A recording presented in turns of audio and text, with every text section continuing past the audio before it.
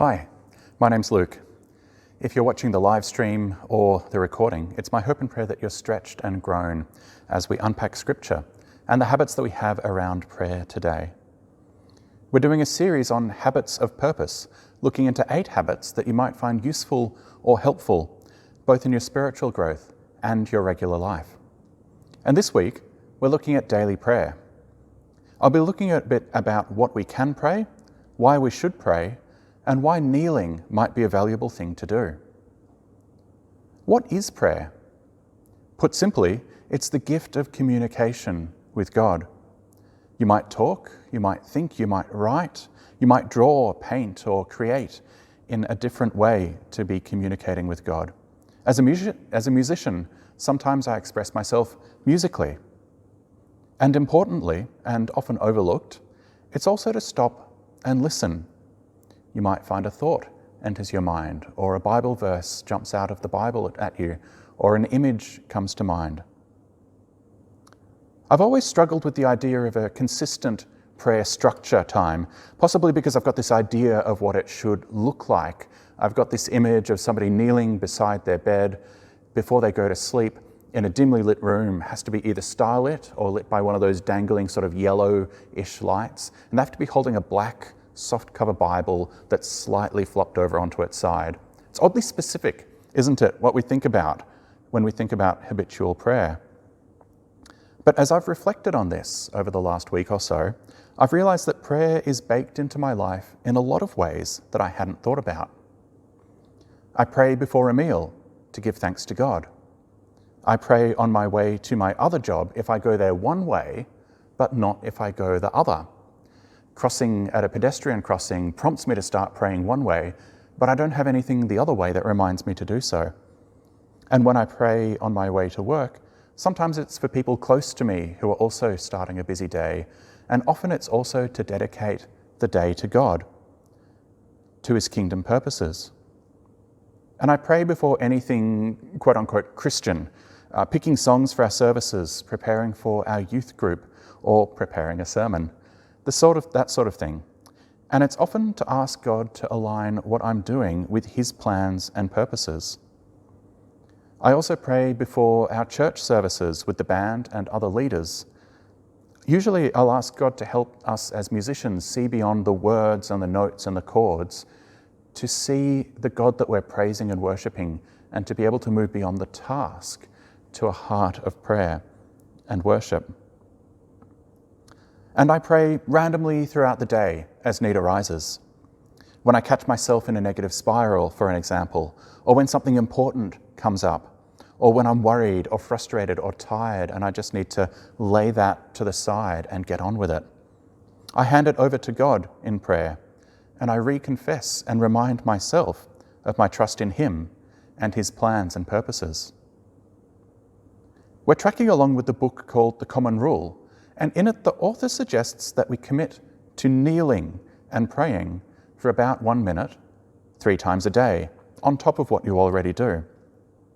Once, first thing in the morning, before anything else. Once near the middle of the day, and once at night as the last thing you do before you go to bed. This could be a habit to purposefully invest in. Praying first thing in the morning puts God on your mind from the get-go. It frames your entire day. Praying in the middle of the day helps you recenter back on God through the busyness that you might be experiencing. And praying last thing at night helps you reflect on the day through a God-centered lens, instead of focusing on what you've failed to do, or what you'd hoped to do but didn't manage, or the mistakes that you've made, or even focusing on tomorrow's worries. If you don't know what to pray, the Lord's Prayer is a great place to start. It recenters us on who God is, and it brings our worldview around from the easy focus on ourselves to seeing things through God's eyes. Let's take a look at what is in the Lord's Prayer together. Open with me to Matthew chapter 6, and let's start at verse 9. This, then, is how you should pray. Our Father in heaven, hallowed be your name. Your kingdom come, your will be done on earth as it is in heaven. This prayer starts off with who we are praying to. Jesus speaks of God as Father, an affectionate term. And if you've had a good relationship with your earthly father, this helps remind you that the person you're speaking to knows you and loves you. Hallowed be your name is a reminder of kind of the flip side of that coin. God isn't just a loving Father. He is also a holy God, to the point where even his name is hallowed or holy. We come before a person of power and authority who knows and loves us. Then your kingdom come, your will be done on earth as it is in heaven. We come before a person of power and authority who knows and loves us and who has a good plan that we're called to be on board for. Moving on through to verse 11, give us today our daily bread, and forgive us our debts as we forgive our debtors. And lead us not into temptation, but deliver us from the evil one. This prayer reminds us that God is interested in our needs for the day. You might ask for literal daily bread, or something very similar, money to buy food, for an example, or shelter. Or it might be a bit less literal. It might be patience for the day, or forbearance to work with an annoying colleague, a troublesome client, or a disruptive fellow student. Or it might be for wisdom or another fruit of the Spirit when it comes to living a good Christian life. It reminds us also that we need God's forgiveness, and we need to give forgiveness to people in our lives. Remembering what Jesus did on the cross to offer us forgiveness helps to reframe the annoying colleague. We're not called to hold a grudge, but to hold on to grace. When we ask God not to lead us into temptation, but to deliver us from the evil one, we're also reminded of the daily spiritual battle that we face. It's not just the workplace politics. It's not just learning new or difficult skills. It's not just working out the social order and hierarchy of things that we engage in day to day. It's not just piles of paperwork or their digital equivalent. There is an enemy prowling, looking for weaknesses to exploit. On our own, we are susceptible. It's only with God that we can be led away from temptation and delivered from the evil one. So when we pray, we come before a powerful God who knows us and loves us, knows our needs and supports us in them. And we come before a God who's interested in the really big prayers, your kingdom come, through to the little prayers just for daily bread.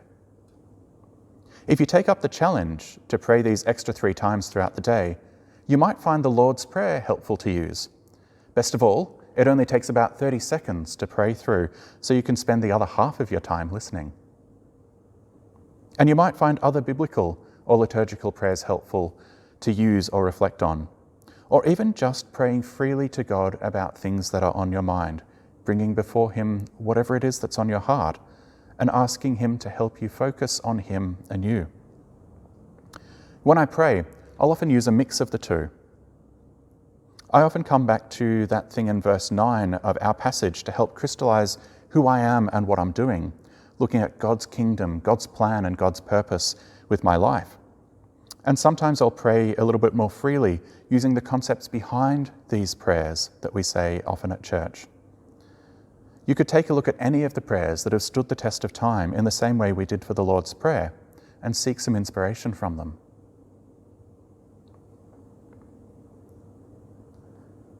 So why pray in this way? When you pray, you refocus on God. It's really easy to slip into a self-centered worldview because, let's be honest, from my perspective, everything is positioned relative to me by default. But stopping and focusing on the world through the lens of God's love for people, God's good plan or God's kingdom, which I'm called to work towards, I move away from my personal anger or frustration at other people. I move away from my self-centered plan and the little kingdom that I'm building here on earth. It moves me past temporary distractions and helps me look to the long game.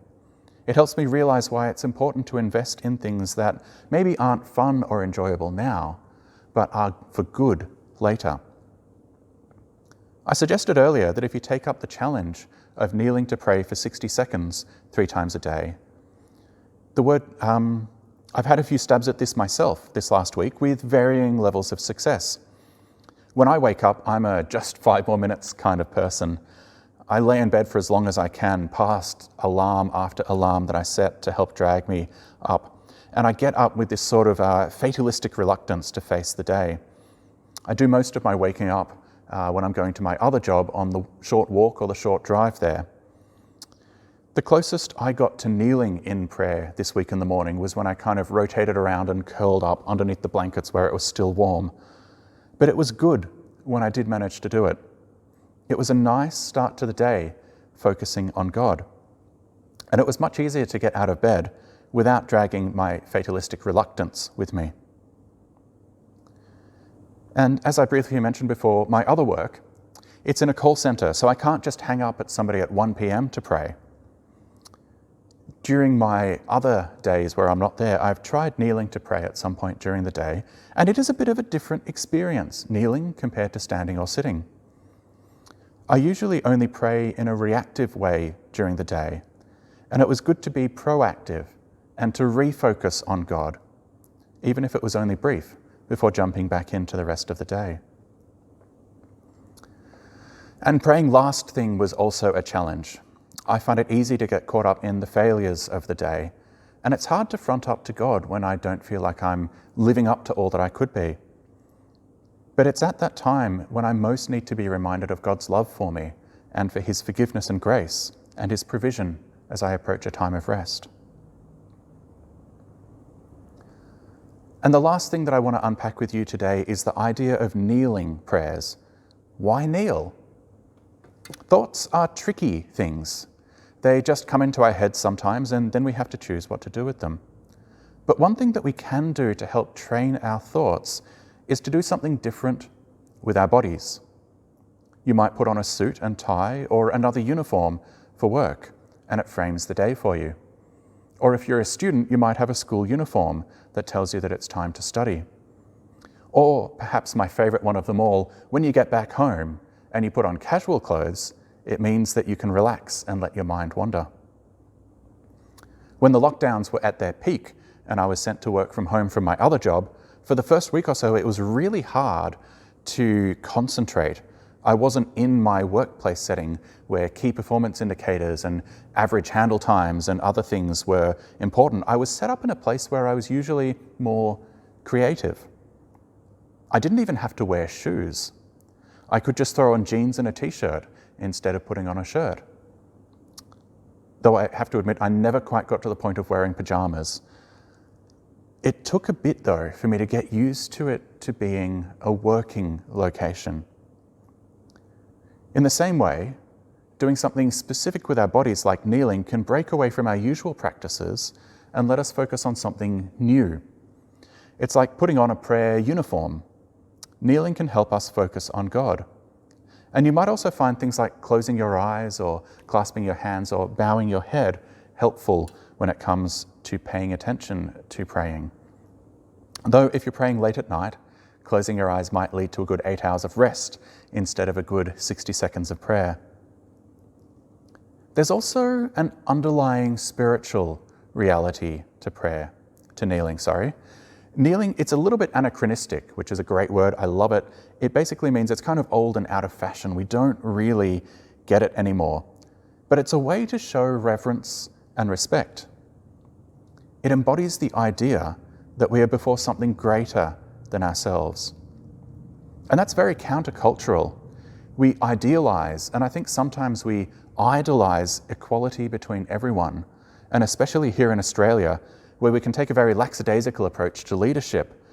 We will refer to our Prime Minister as ScoMo instead of the Honourable Scott Morrison. Can you imagine in the Old Testament somebody rocking up before King David and saying, "G'day, Davo," or going before King Solomon on his throne and saying, "How's it doing there, KC?" And yes, I know Solomon starts with an S. KS just does not roll off the tongue in the same way. Either way, I think you'd probably be either executed or elevated to court jester within the space of a few heartbeats.